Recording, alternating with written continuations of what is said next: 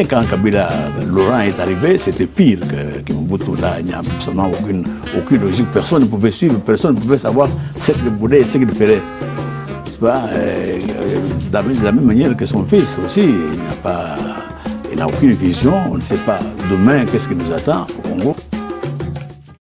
Chers amis téléspectateurs, bonjour à vous tous qui nous suivez dans cette émission qui est Expression Plus.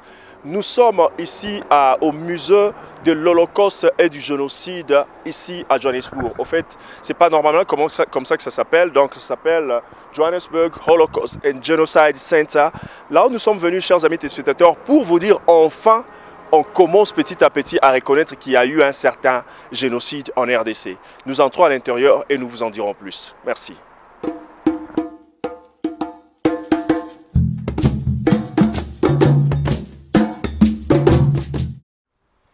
Est-ce qu'on est sérieux ou on ne l'est pas? Est-ce qu'on sait réellement s'engager à quelque chose ou on ne sait pas comment s'engager? Bonjour chers amis téléspectateurs et bienvenue dans notre émission qui est Expression Plus na Masolo ya Mboka. Chers amis téléspectateurs, na Masolo ya Mboka, comme on vous a dit là où nous sommes, on vous l'a présenté à partir de l'extérieur pour vous dire que nous étions à la place qui est appelée Johannesburg Holocaust and Genocide Center. Comment on dit ça en français? C'est le centre de l'Holocauste et du génocide ici à Johannesburg. Chers amis téléspectateurs, comme vous voyez, nous sommes ici dans ce centre et là, à mes côtés, chers amis téléspectateurs, cette porte nous conduit directement au centre d'exposition du Rwanda. Le centre d'exposition du Rwanda où on a exposé, parce que, comme je vous ai dit, qu'on parle du génocide et de l'Holocauste. Alors, à l'intérieur, là-bas, on présente les génocides rwandais. Nous allons y entrer et je vous en dirai plus.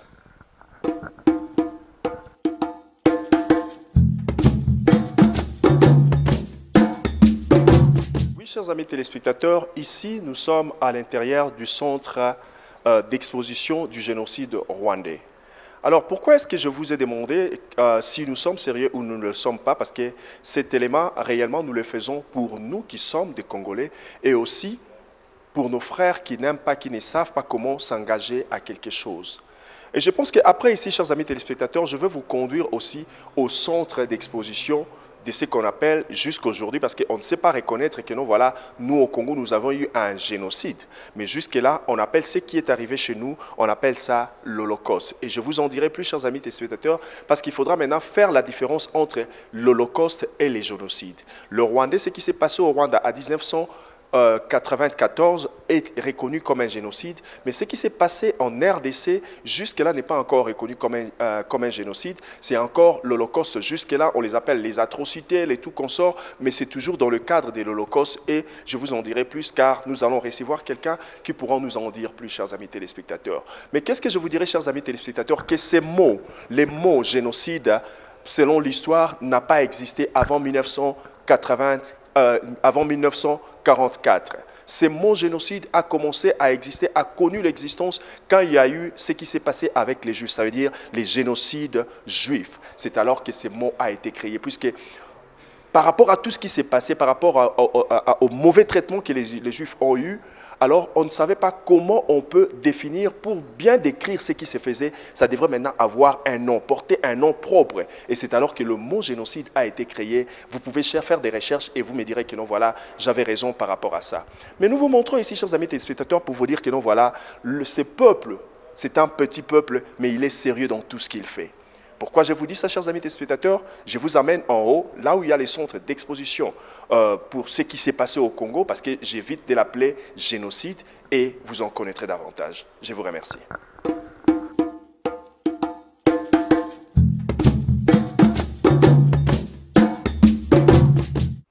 Oui, chers amis téléspectateurs, ndenge bomona ki nautaki koyebisa bino tout à l'heure ke tozo mata esika nini oyo penda toye, esika oyo mama ya likambu oyo toye kosala.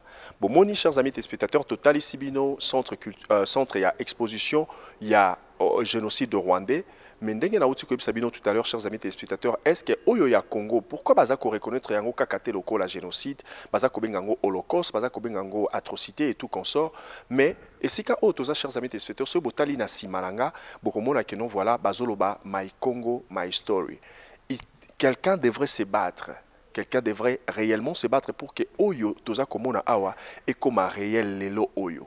Mais mutu yango eza nani? Est-ce que Oyo peza ko salima exposition Oyo ya RDC Oyo ya makambo et salima na kati ya RDC ezali permanent to ezali juste passager parce que Oyo bomoni pona Rwanda wana ezali salle d'exposition ya génocide rwandais eza permanente. Salle wana eza permanente, exposition wana ezali permanente, donc mikolo nyonso soki oye banda le premier ti na fin ya année okokuta yango ezali wana okoki koya kotala kokanga ba photo et tout consort. Mais Oyo ya Congo tozali kokende kotuna kosolola na mutu Oyo abundaki bitumba pendant un certain temps pour que Oyo toza komona Oyo ezala réel. Alors tokoti na kati pona tokutana na ye pe totuna ye mwa mituna.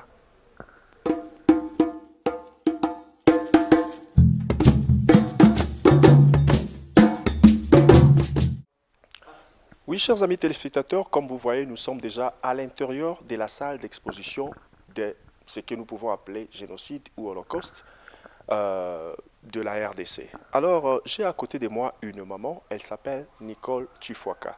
Nous allons un peu la questionner. Bonsoir maman. Bonsoir papa. Maman Nicole, nous vous avions vu ici à l'intérieur, il y a salle d'exposition, de la salle d'exposition de ce qui est donc, je vais te dire génocide, je vais te dire quoi que ce soit, je peux dire des atrocités qui se sont passées dans notre pays. Et qu'est-ce qui vous a conduit ici d'abord? Bon, je suis parmi les participants qui ont fait l'histoire. Je suis parmi les participants de cette histoire du Congo. Alors, c'est pourquoi vous m'avez vu ici. Je pense que sur l'autre écran là, vous pouvez me voir. Okay. Sur l'autre écran, au fait, vous êtes venu ici parce que vous êtes l'une des participantes. Alors, qu'est-ce que vous pouvez dire, par exemple, parce qu'avant de venir ici, nous sommes passés par la salle d'exposition du génocide rwandais, mais au moins nous avions vu, il y en a beaucoup, au fait, les images parlent. Mais quand nous entrons ici, nous voyons, il n'y a pas trop qui parle de ce qui s'est passé en RDC. Qu'est-ce qui peut expliquer cela? La RDC, c'est le commencement de notre histoire. Nous voulons que notre histoire soit aussi connue. La plupart des gens en RDC ne veulent pas parler de notre histoire. Alors, ça c'est le commencement. Il y a seulement des gens des volontaires qui sont venus ici pour donner leur histoire, c'est pas tout le monde. Et les Rwandais, les gens veulent en parler, les gens ont parlé parce que les gens voulaient faire connaître ce qui s'est passé au Rwanda réellement. Mais le Congolais ne veut pas faire connaître ce qui se passe au Congo. Par rapport aux problèmes que nous avons de sécurité, parce qu'aujourd'hui, vous mettez à clair et demain, on vous poursuit. Alors, les gens ne veulent pas dire ce qui se passe réellement au Congo avec la peur que demain, qu'est-ce qui va se passer? On va me poursuivre, on va me tuer. Qu'est-ce qui va se passer avec moi, avec ma vie? Tout ça, les gens ont peur de leur vie, quoi. Les gens ont peur de leur vie. Croyez-vous que le Congolais ont peur de leur vie plus que le Rwandais? Puisque si on peut parler même de quoi? De la dictature qui s'exprime au Rwanda est plus forte que celle qui s'exprime en RDC. Alors si les Congolais ont peur alors qu'ils sont à l'étranger, et qui sont maintenant le Rwandais, que direz-vous de ce Rwandais qui ont amené toutes les images, qui ont amené de preuves, tout ça, de ce que nous avions vu dans leur salle d'exposition? Je voudrais dire que aussi les présidents du Rwanda parlent du génocide du Rwanda. Alors, les autorités du pays parlent de ce qui se passe réellement au Rwanda. Et nos autorités n'ont pas encore fait ces pas-là, de parler clairement de ce qui s'est passé au Congo, du génocide qui s'est passé au Congo, de tout ce qui s'est passé au Congo. Parce qu'aujourd'hui, si jamais nous allons parler de ce qui se passe au Congo, la xénophobie qu'on a connue au Katanga, personnellement, je viens du Kasaï, j'ai connu la xénophobie au Katanga. Et aujourd'hui, nous continuons à avoir ce même président qui avait causé la xénophobie au Katanga. Il est maintenant, je ne sais pas, le DG de la SNCC. C'était Kyungwa Kumwanza, quand il était président, que la xénophobie était là. Il n'a jamais été puni. Alors, il y a l'impunité dans notre pays. Et comment vous voulez que les gens exposent cette histoire, sachant que demain, ce monsieur est encore au pouvoir? Alors, il y a la peur. Il y a la peur, oui, il y a la peur. Alors, quel est le message, avant que nous ne puissions recevoir Monsieur Jean Boissa, quel est le message que vous allez transmettre ou bien faire passer à la communauté congolaise de partout qui est ici en Afrique du Sud, alors qu'il y a une exposition qui s'est faite ici pour la RDC? Je demanderai à mes frères et sœurs congolais de venir parler de leur histoire, parce qu'on ne sera pas là pour que les gens parlent de nous si nous ne parlons pas de nous-mêmes. Nous devons venir parler de nous, écrire notre histoire comme il le faut, parce que notre histoire n'a jamais été écrite par le Congolais. Alors nous voulons que cette histoire soit écrite aujourd'hui par le Congolais lui-même, qu'il parle de son expérience et que jamais que quelqu'un vienne pour parler que non, j'étais au Congo, j'ai vécu ceci. Mais les victimes de ce qui se passe au Congo doivent venir et témoigner. Comme moi, personnellement, j'ai été victime, je dois venir témoigner. Parce que quand on parle ce qui s'est passé à Lubumbashi, il y a d'autres gens qui ne connaissent pas. Les gens qui ont vécu à Kinshasa, par moment, quand tu parles, il y a Afrique du Sud,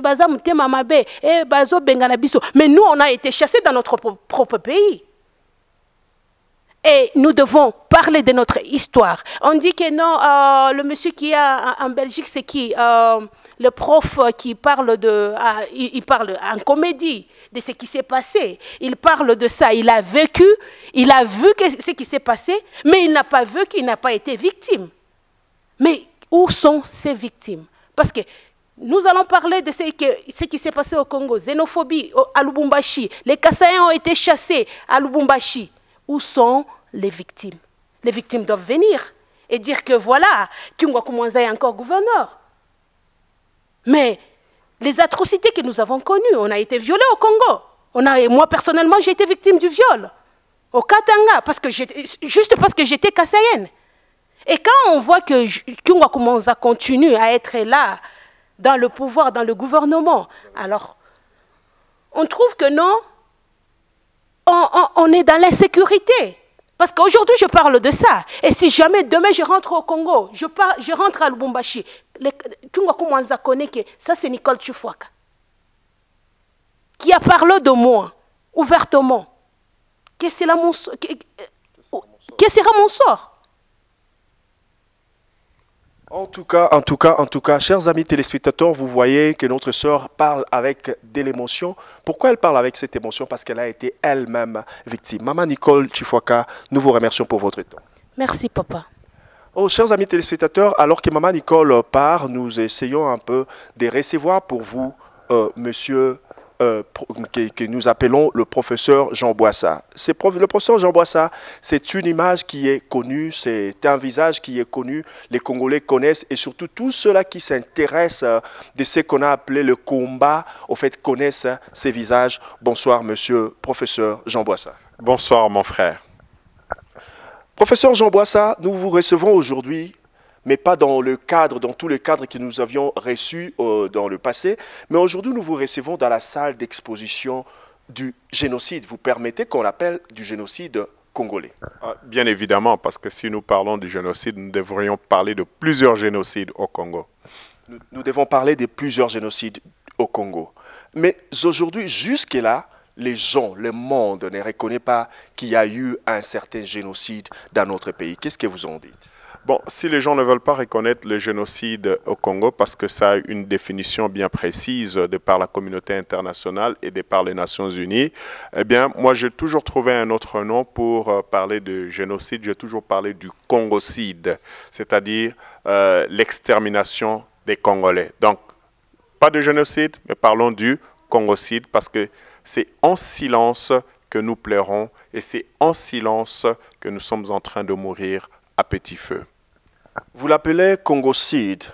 Quand on a essayé un peu de demander aux gens qui ont créé ces mots génocide, ils ont dit que le mot génocide a été créé en 1944 quand les Juifs ont été massacrés, menacés. Et vous savez tout ce qu'il y a eu en 1944 quand les Juifs ont reçu des atrocités, des massacres et tout consort.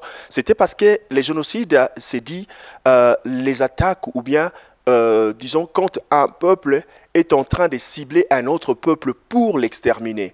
Alors que par rapport à ce qui s'est passé, ou bien ce qui se passe dans notre pays, on dit que jusque-là, ça doit être appelé holocauste, mais ça ne doit pas être appelé génocide. Bon, qu'on l'appelle holocauste, qu'on l'appelle génocide, je crois qu'au bas mot, la définition, c'est qu'il y a des gens qui meurent.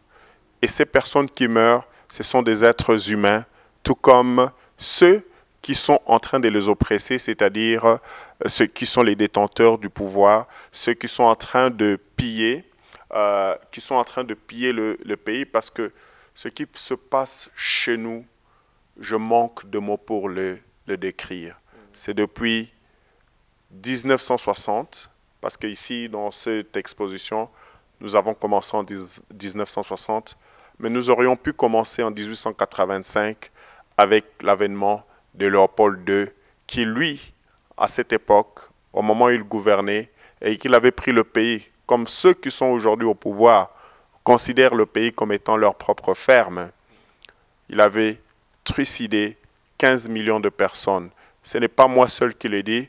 Vous entendrez le professeur Flo Lumumba, le Kenyan, qui le déclare. Ce sont des, comme on dit en littérature et dans les sciences, ce sont des autorités. Une autorité le déclare dans les chaînes de télévision, dans les universités. Nous sommes à même de prendre cette voix autoritative et le dire aussi sans embâge. Nous avons connu plusieurs génocides. On peut même en parler, comme le disait la dame qui est passée auparavant, le génocide pendant la période de Mobutu, parce qu'on n'a jamais décompté le nombre de gens qui ont été tués pendant la période mobusienne. Donc, le Congo, c'est une tragédie et c'est une débâcle de plusieurs siècles, de plusieurs décennies. Je pourrais même vous dire que même pendant la période de l'esclavage, beaucoup de nos frères congolais sont aujourd'hui dans les Antilles, tout comme en Amérique, comme le disait Mike Tyson lui-même. Il disait que j'ai des racines congolaises. C'est qui pour vous dire, nous allons en Martinique, nos frères qui sont là-bas, ils parlent pratiquement les mêmes langues que nous, qu'ils ont gardées dans leur musique. Donc le Congo, c'est la terre bénie. J'ai l'habitude d'appeler le Congo, mon paradis.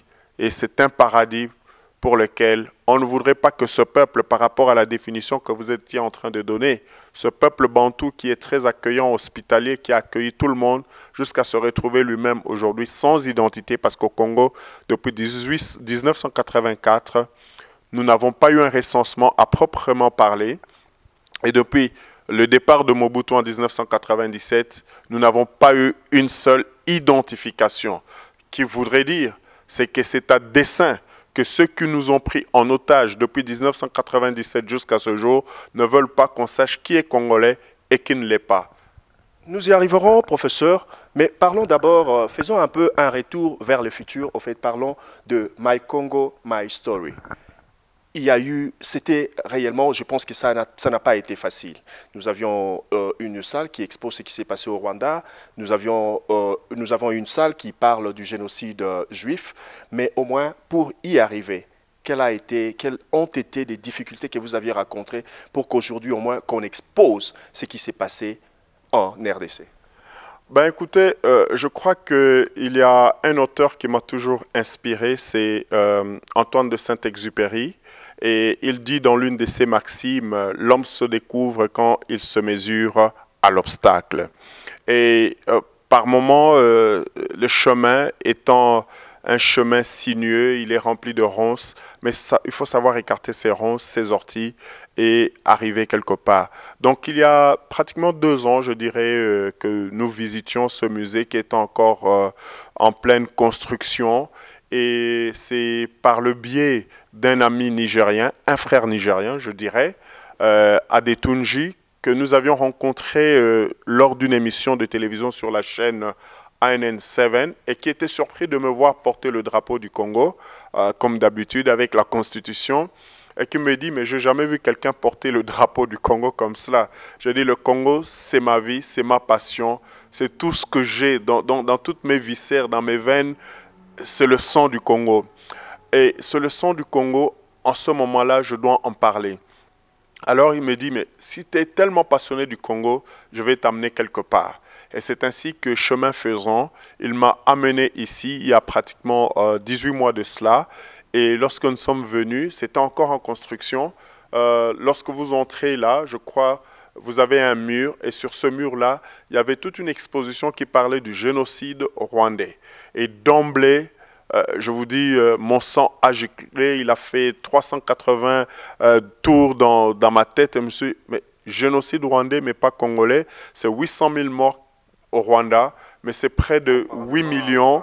Plus de 12 millions, disons. Ouais, 8 millions à l'époque, peut-être dans mon bled, mais ça, je ne savais pas. J'étais tellement éberlué que j'ai posé la question à la directrice du centre et d'emblée, la réponse était qu'on ne peut pas parler du génocide congolais. Donc, c'est devenu une conversation de plusieurs semaines, de plusieurs mois. Et mois, semaine après semaine, on est arrivé à un entendement que nous devrions faire quelque chose pour le Congo. Ainsi, on avait fait l'année passée, je vais vite, hein, parce que il faut, si on devrait s'éterniser ici, ce serait jusque demain matin. Ouais. Donc, du coup, on est arrivé à une idée, c'était de parler des atrocités au Congo. Et peut-être qu'en parlant des atrocités, cela pourrait susciter de l'intérêt par rapport à ce qui se passe au Congo. Ainsi, donc, la première activité qu'on avait organisée, donc là, nous parlions du mois de mai, et en septembre, on avait organisé le 15 septembre 2018, un film intitulé « Merci Congo ». La salle était pleine, beaucoup de Juifs étaient là-bas, des Congolais, on était à peine une trentaine, et d'autres nationalités qui sont venus voir le film. Et après la projection du film, qui était un peu tendancieux, parce qu'on voyait beaucoup plus de visages des gens, entre guillemets, de l'Est, qui avaient une certaine faciès qui ressemblait aux Rwandais. Cette morphologie-là, disons, a fait tiquer certaines personnes, à telle enseigne que même nous-mêmes, on nous a lancé des boutades. Il est allé nous montrer un film rwandais. Donc, du coup, on a gardé notre sang-froid et nous avons continué à négocier. Après, on nous a amené la London Holloway Royal University qui s'est intéressée au projet et qui a cherché à un moment donné de créer l'exposition que vous voyez maintenant. Et il fallait lui trouver un nom. Et comme j'ai toujours l'habitude de dire, par rapport à mon maître à penser, c'est-à-dire Patrice Emery Lumumba, qui dira que l'histoire qu'on écrira, ce ne sera pas celle qu'on écrira à Bruxelles, à Paris, à Londres ou à New York, mais ce sera celle qui sera écrite par les propres enfants africains.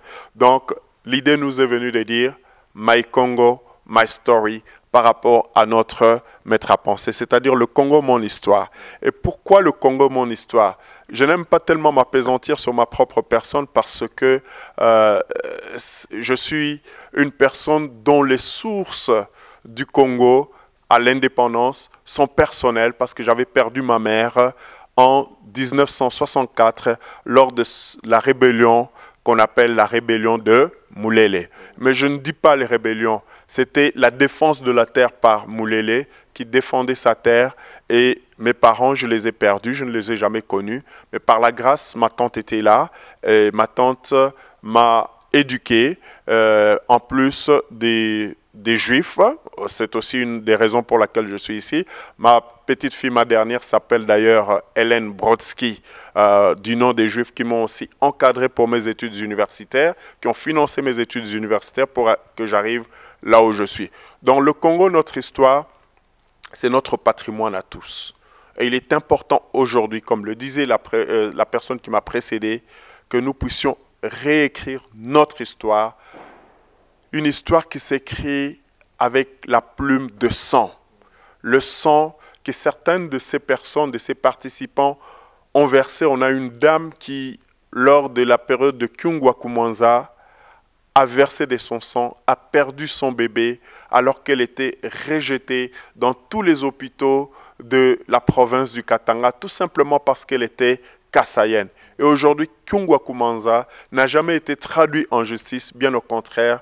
Il est auréolé de titres de gouverneur, il est auréolé aujourd'hui de titres d'un PDG de la compagnie SNCC du chemin de fer qui relie ironiquement le Katanga au Kasaï. Ok, merci professeur. Nous allons encore y revenir, donc c'est encore une parenthèse. Au fait, maintenant, la salle que nous avions vue en bas, c'est une salle permanente. Alors, cette exposition que nous avons ici, elle est permanente ou elle est temporaire? Ben écoutez, cette exposition est temporaire, c'est un mois, c'est déjà, pour moi c'est, écoutez, je suis rempli d'émotions, pour moi c'est quelque chose de louable, que petit à petit, on commence à parler du Congo. C'était d'abord une soirée, c'est devenu un mois, peut-être, qui sait, demain ça sera permanent, ou pourquoi pas une année. Déjà en venant ici aujourd'hui, quand je suis venu avec vous, je suis rentré dans les bureaux, ils vont la prolonger d'une semaine.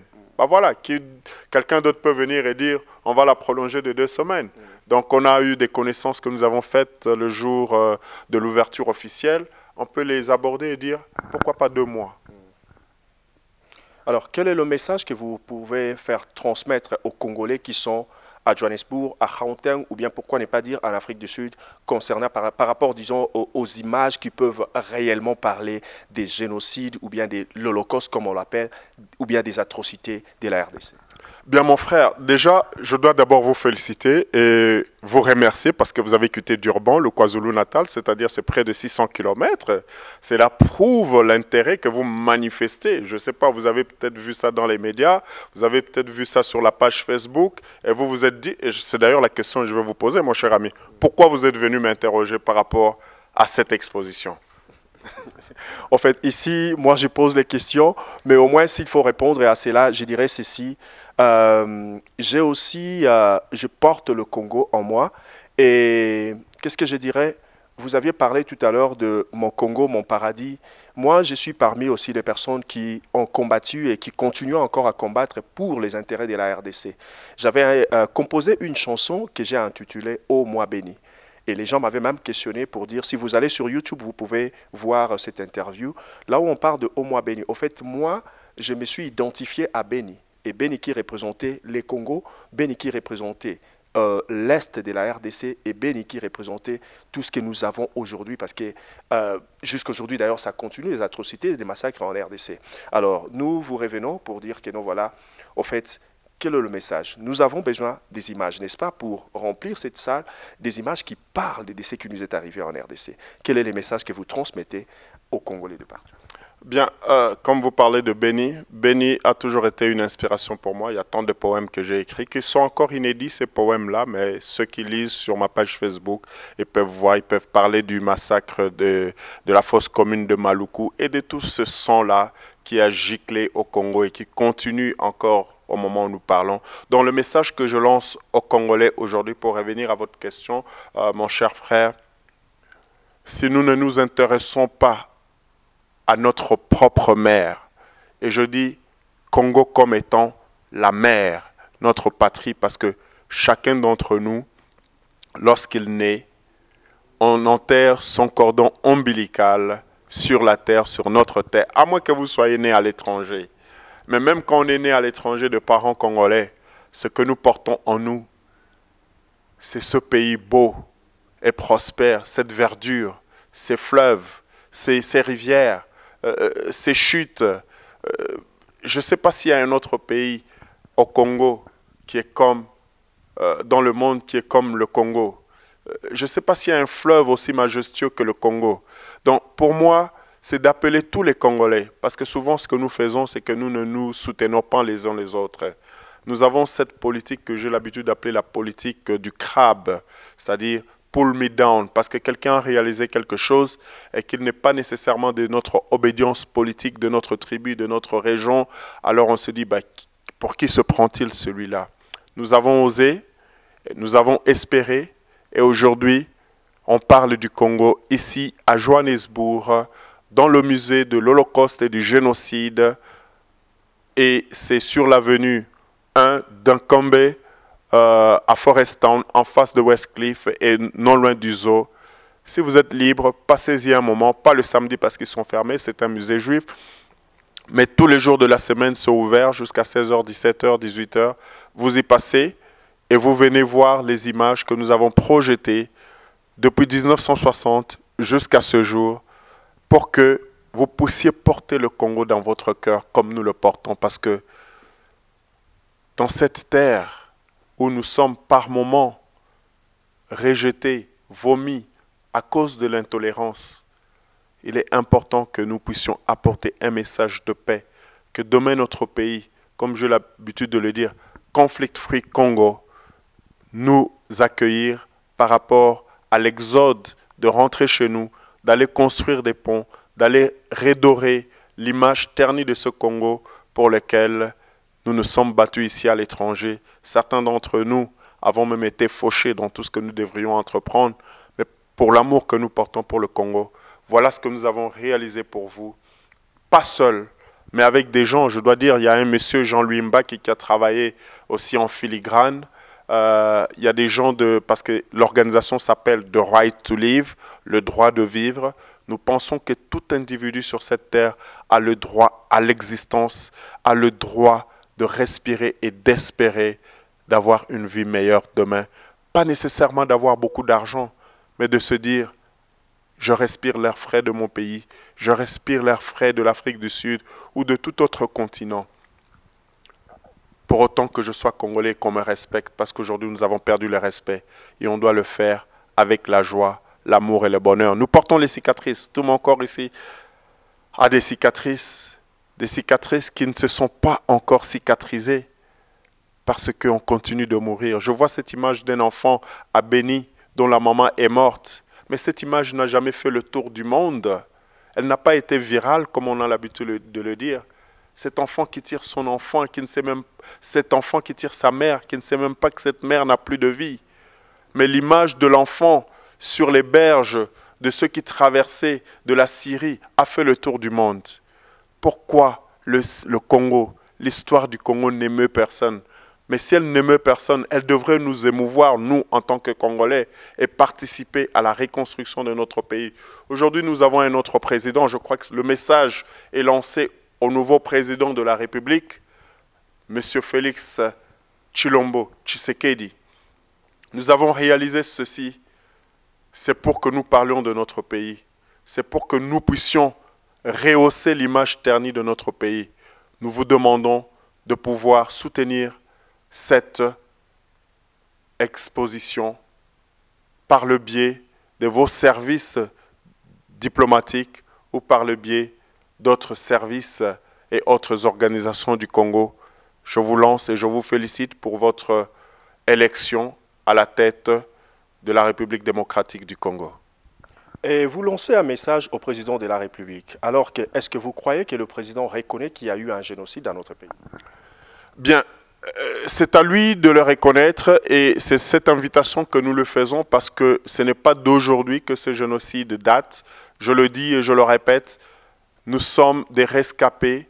Je suis un survivant parce qu'en 1964, lorsqu'on harcelait tous ceux qui appuyaient, soutenaient Lumumba, entre autres les Kachamura, les Moulele, et tous ces nationalistes, en voilà, nous sommes là, nous avons réussi. Donc, nous pensons que ce génocide est là, il est bien là, parce que nous, on a perdu des parents. Beaucoup d'autres personnes ont perdu des parents, des oncles, des tantes. À Kisangani, on ne peut pas seulement parler de l'Ouest, on peut parler de l'Est aujourd'hui avec Kisangani à l'époque de 64. Beaucoup d'enfants sont demeurés des orphelins. Aujourd'hui encore, nous avons des enfants soldats dans tout l'Est. Nous avons les Maïmaï qui sont en train de combattre aujourd'hui. Il est temps que nous apportons le soutien à tous ceux qui sont en train de défendre notre terre. Monsieur le Président, Son Excellence Félix Tshilombo Tshisekedi. Au nom de ce pays que nous portons tous à cœur, nous vous appelons de tous nos voeux pour que vous puissiez soutenir et reconnaître le génocide congolais et défendre qu'il y a eu un génocide au Congo et qui continue fort malheureusement. Il faut que cela cesse, que nous puissions reconstruire notre pays, que nous puissions jeter des balises pour que la paix règne de l'Est à l'Ouest, du Nord au Sud, et que tous les enfants congolais nés à l'étranger puissent avoir une identification. C'est la question que je vous avais posée lorsque vous étiez venu ici il y a une année, lors de votre campagne. Je vous ai demandé expressément dans la salle, à quand allez-vous pouvoir mettre la carte d'identité pour tous les Congolais? Si cela ne se fait pas, nous continuerons à mourir à petit feu. Mais il est grand temps, désormais, avec l'arrestation de Bosco Ntaganda et son jugement, je crois qu'il est plus que temps qu'en tant que Congolais, nous puissions nous unir. Ensemble, en unisson, nous allons réussir. Mais si nous restons divisés, nous allons périr comme des animaux. Alors, monsieur le professeur, nous tendons vraiment à la fin. En fait, on venait parler de cette salle, mais moi, quelque chose m'a tiqué quand vous aviez parlé de l'ex-gouverneur du Katanga, celui qui a été, au fait, qui, on peut dire, commandité le massacre de Kasaïa au Zaïre à l'époque. En fait, qu'est-ce que vous direz alors qu'aujourd'hui, on vient avec un nouveau langage, une nouvelle expression qui dit que non, voilà, on amène la politique... ce n'est pas la politique de la vengeance, mais c'est une autre politique qu'on amène en RDC. Alors, parlons un peu de ceci, de cette impunité qui règne en RDC. Est-ce que des gens comme de M. Kyungu Akumanza et tout consort, parce que, chers amis téléspectateurs, vous m'excuserez un peu, j'avais suivi le président zambien qui était allé au Rwanda pour visiter le Rwanda. Alors, il a dit qu'il va soutenir le président rwandais jusqu'à identifier tous les acteurs du génocide rwandais qui restent encore en vie jusqu'à aujourd'hui, et on doit les poursuivre pour les juger. Alors, qu'est-ce que vous direz au gouvernement qui est là aujourd'hui par rapport à toutes ces personnes qui ont aussi commandité des massacres et des atrocités en RDC, qui ont tué et tout consort, mais qui continuent à être impunis? Bien, si nous avions choisi cet endroit, c'est aussi d'une manière symbolique, parce que lorsqu'on parle du génocide et de l'Holocauste des Juifs qui s'est passé à Varsovie et partout ailleurs en Europe, vous n'allez pas oublier, vous êtes sans ignorer certainement, le procès de Nuremberg. Ce procès qui a fait couler tant d'encre, où tous ceux qui avaient été complices, tous ceux qui avaient été acteurs, tous ceux qui avaient trahi la cause de l'être humain, parce que si nous parlons de l'être humain, ont été traduits en justice. Nous sommes ici à Johannesburg et tout particulièrement, de par l'histoire, vous apprendrez qu'il y a eu le Rivonia Trial, où les gens avaient été pris dans une nasse et amenés à Cape Town, à Robben Island, qui était une prison où les gens ont souffert pendant 27 ans, certains 10 ans. Mais ces gens, lorsqu'ils sont sortis de Robben Island, ils ont institué ce qu'on a appelé le TRC, le Truth and Reconciliation Commission. La seule chose, même lorsque je débat avec ces gens, que je dis toujours, il a manqué quelque chose dedans, c'est le R, un autre R à la place de reconciliation, c'est-à-dire reparation. Même si nous ne voulons pas de la vengeance, mais je crois que quelque part, les gens doivent d'abord être traduits en justice et avouer leur forfait. Et à partir de l'aveu de leur forfait, arriver à un certain moment pour que certaines personnes telles que nous autres qui avons été victimes, nous puissions trouver la paix en nous, c'est-à-dire la réparation. Il faut qu'il y ait réparation. Pas nécessairement que ce soit dans une prison, parce que quelqu'un qui a 80 ans comme Kyungu Akumanza ou 70 ans, il devrait réparer. Peut-être pourquoi ne pas lui demander un service communautaire où il construirait 3, 4, 5 écoles par rapport à tout ce qu'il a reçu indûment depuis des décennies. Nous avons des personnalités telles que M. Joseph Kabila, qui a commis aussi des massacres et qui a tué des individus tels que les Chebeya. Ils doivent être traduits en justice pour ce qu'ils ont commis. Et cela est important pour que nous puissions avoir la paix dans nos cœurs et que nous puissions restaurer notre âme et notre conscience. Il n'y a pas de problème à ce que ce monsieur soit traduit en justice, parce que la justice, pas la Cour constitutionnelle actuelle, il faut tout révolutionner au Congo.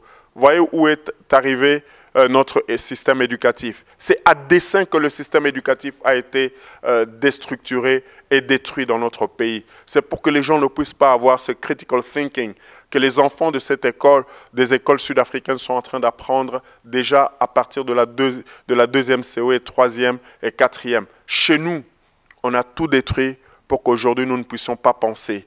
Je voulais dire tout à l'heure, lorsque vous étiez en train de me poser la question, si vous voulez quelque chose pour le noir, cachez-lui le livre. Il ne faut pas lui donner le livre. Et évidemment, nous sommes arrivés là, à ce niveau-là. Cachez-lui les livres, mais plutôt mettez ça dans un livre, parce qu'il n'arrivera pas. Et pas à le lire, exactement. Je vous en prie, je suis tellement émotionné en ce moment. Donc, il est important aujourd'hui, et je crois qu'aujourd'hui, les sources iconographiques telles que les images parlent plus que les livres, parce qu'ils vont suivre ça en direct et ils peuvent comprendre que même nous qui sommes ici à l'étranger, c'est un autre message. Les gens ont toujours l'habitude de penser que lorsqu'on est en Europe, on est en Afrique du Sud, c'est le lait et le miel qui coulent. Non, ne détrompez-vous, parce que les gens souffrent pour pouvoir gagner un petit rien et pouvoir peut-être vous envoyer un petit 10 $, un petit 20 $ à la fin du mois. C'est quelqu'un qui a fait les vigiles, ou quelqu'un qui a fait des gardes de nuit, ou un médecin qui n'a pas su se reposer pendant toute une semaine parce qu'il devait aller en garde. Donc, quelque part, nous devons aussi tirer la sonnette d'alarme là-dessus et ne pensez pas que tout est facile pour nous. Ne pensez pas que tout est facile pour nous, chers amis téléspectateurs. Voilà pour comment nous allons mettre un terme à cette tranche que nous avions aujourd'hui pour vous. Mais un mot de la fin, professeur Jean Boissa, je vais vous demander de lancer un message particulier à tous les politiciens. Pas au président de la République, son Excellence Monsieur Félix-Antoine Tshilombo Tshisekedi, pas nécessairement à l'opposant qui a du gaz en ces derniers temps. Donc, nous parlons de Martin Fayoulou, pas à la Mouka, pas au CASH, pas à la coalition FCC, mais à tous les politiciens en général. Quel est le message que vous leur transmettrez pour un Congo uni? Bien, c'est d'abord un message de la quête de la paix et de l'amour des uns et des autres, et de l'amour de la patrie. Sans amour, nous n'allons pas réussir à construire le Congo. Je vous invite, politiciens de tous bords, du pouvoir, tout comme de l'opposition, et aussi, ne parlons pas simplement des politiciens, nous devons parler de la société civile, parce que les acteurs de la société civile, ce sont aussi des acteurs importants. Les acteurs des activistes des droits de l'homme, ce sont des acteurs importants. Il est impérieux et impératif en ce moment que nous enterrions les haches de guerre qui nous ont amenés là où nous sommes. Car la division ne peut que nous tuer. Mais l'union peut nous amener aujourd'hui à construire un pays beau et prospère, c'est-à-dire le Congo, pas pour nous. À près de 55 ans, bientôt 60 ans, c'est pour nos enfants. Quel est le patrimoine, quel est l'héritage que nous allons laisser à nos enfants demain? Il y a un des enfants qui parlait ici, il n'a que 12 ans, il est né dans ce pays, il est apatride, et il ne sait pas s'il est congolais ou s'il est sud-africain, parce que ni l'un ni l'autre des pays ne le reconnaît. Donc, c'est pour ces enfants que nous nous sommes battus pendant des années durant pour que aujourd'hui nous ayons cette exposition, mais pour qu'aujourd'hui nous ayons un semblant, je dis bien un semblant de changement au pays. Parce que le vrai changement viendra lorsque tous ceux qui ont dirigé hier seront traduits en justice, auront payé et réparé les sévices qu'ils ont commis envers le peuple congolais et sa terre. Professeur Jean Boissa, nous vous remercions. Je vous remercie, mon cher frère. Chers amis téléspectateurs, voilà ce que nous avions à vous offrir plutôt aujourd'hui, ici à Johannesburg. Qu'est-ce que nous dirons, chers amis téléspectateurs, à vous tous qui nous avez suivis? Nous allons vous dire merci pour l'attention que vous avez portée à cette émission qui est Expression Plus dans Masolo et Mboka, là où nous parlons de tout ce qui concerne la RDC.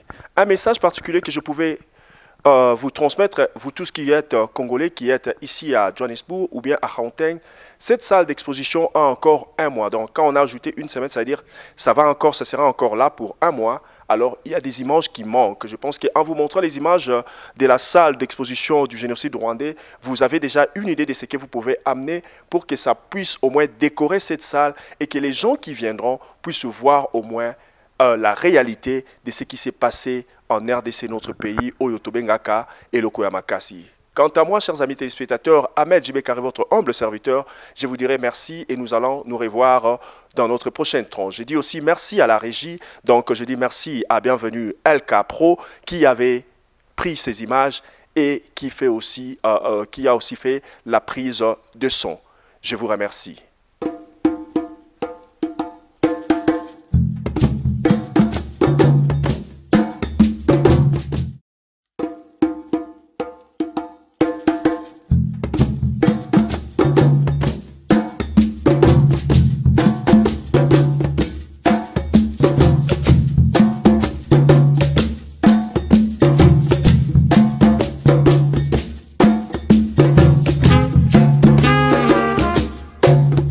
Mais quand Kabila, Laurent est arrivé, c'était pire que Mobutu. Là, il n'y a absolument aucune logique. Personne ne pouvait suivre, personne ne pouvait savoir ce qu'il voulait et ce qu'il ferait. De la même manière que son fils aussi, il n'a aucune vision, on ne sait pas demain qu'est-ce qui nous attend au Congo.